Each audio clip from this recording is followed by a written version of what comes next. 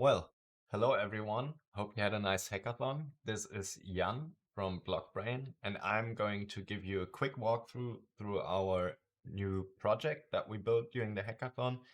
So this is a pricing estimator for NFTs because we realized that most of the estimators out there are pretty bad, and usually the amounts you get out of them are super unrealistic even for the majority of NFTs. Like if there's a few outliers, fine, but for the majority. And we thought, well, it has to be possible to do better pricing estimates. And so that's what we set out to do. And this is what I built over the past week. So I will show you what it looks like when we click on one of these. This is also online. You can check it. You just have to make sure that you're in Chrome without HTTPS because I didn't have time to set up an Nginx server with SSL and everything like that. So that won't work if you have that enabled. This takes a little bit to load, as you can see, because on the back end right now, it's just one small container running on AWS. And yeah, it has to load 10,000 tokens. It has to get all the rarity data from the database, and then it has to calculate and do all the estimates. And now here, what we can see is our token overview. So we have pagination. We have actually all 10,000 tokens loaded right in here. We have some basic sorting. So I could sort by ID. I could also sort by rarity rank, which is what we see here. And we can see that for some, we have some large outliers here, which is due to the exponential functions. If there's one that is completely extremely more rare than the other ones in the collection, then we get some weird results every now and then. But most of the estimates in here seem to be rather realistic. I think that's roughly the price you're going to pay for the really rare NFTs in the Azuki collection right now as well. And if you go by ID, like here, these are more normal ones. You can see these are in a rather realistic area. And you can also filter, for example, if I own 8755, I can filter by that. There we go.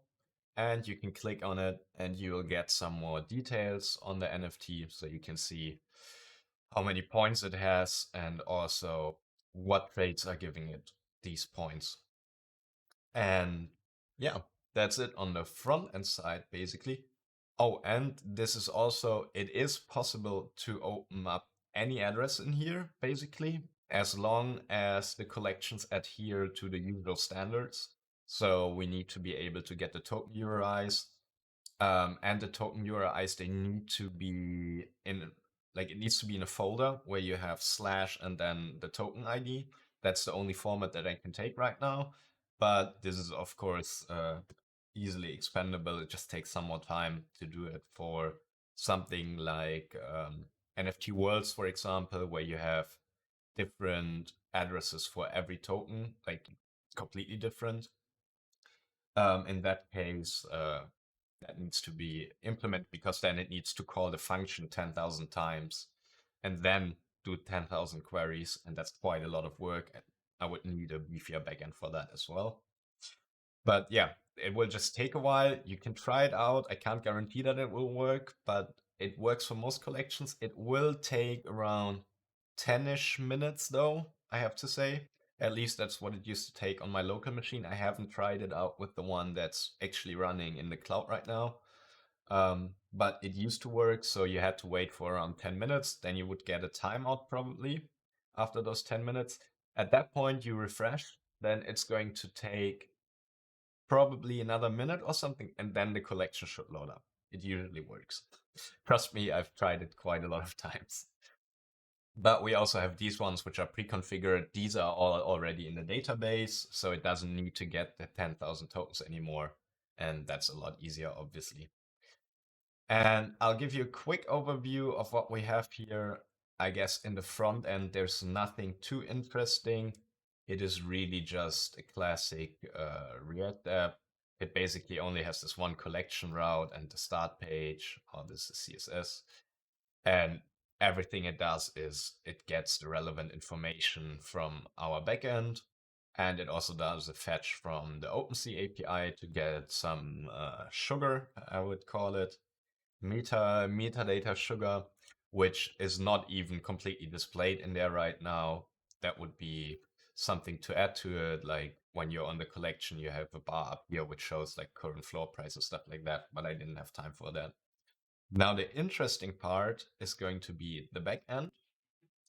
Here in the backend, we have a Python-based Flask API app, which basically just exposes several API endpoints.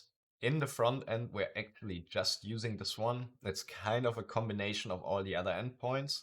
So to reduce the amount of requests needed, I put everything in this one endpoint here, and now you can get all the information with one call that you need to display it in the front end. But the logic, it's basically separated into a few different points. We have getting the metadata, which we do here. So here we have some async logic to get the 10,000 metadata requests per collection. And then we have something that calculates the rarity.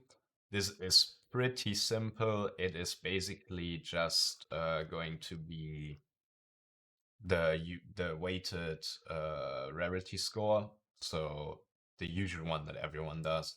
This can be fine-tuned, obviously. It should be fine-tuned at some point. We have OpenSea API to get the sales and the live sales data. And then I guess the more interesting part is going to be in here. So this is where we do the actual calculations. So it looks pretty simple. It's not that, or at least it wasn't that simple to develop.